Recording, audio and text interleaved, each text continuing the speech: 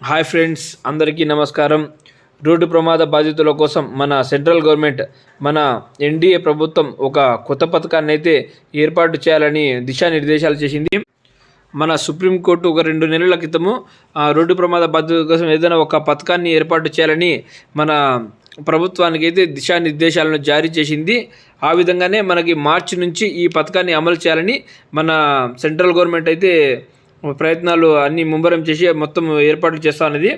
అదేవిధంగా ఈ రోడ్డు ప్రమాద బాధితులకు ఇంతకుముందు ప్రభుత్వం నుంచి ఎటువంటి వైద్య ఖర్చులకు కూడా మనకి అమౌంట్ అయితే ఇవ్వడం జరగలేదు.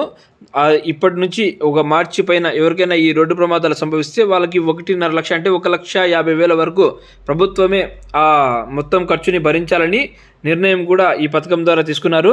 అదేవిధంగా మనకి 2014 నుంచి 2023 వరకు ఇప్పటికీ 15 లక్షల వరకు రోడ్డు ప్రమాదాలు జరిగి ప్రాణాలైతే 15 లక్షల మంది ప్రాణాలను కోల్పోయారు. ఈ ప్రాణాలను అరికట్టాలని ఈ గోల్డెన్ అవర్ అనే ఈ స్కీమ్ని అయితే మన సెంట్రల్ గవర్నమెంట్ అయితే తీసుకొస్తుంది మార్చి నెల నుంచి. ఈ పథకానికి ప్రస్తుతం అయితే గోల్డెన్ అవర్ అనే నామకరణం కూడా చేశారు.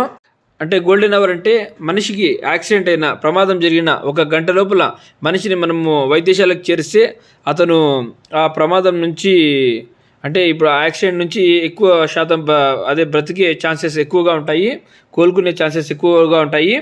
అదేవిధంగా మనం ఎవరైతే ఇప్పుడు ప్రమాదం జరిగిన వారికి సహాయం చేస్తారో, ఏ విధంగా అయితే 108కి కాల్ చేసి వారికి సహాయం చేస్తారో అట్లాంటి వారికి ఇంతకు ముందు వచ్చి ప్రోత్సాహకంగా 5,000 రూపాయలు సెంట్రల్ గవర్నమెంట్ ఇస్తా ఉన్నింది.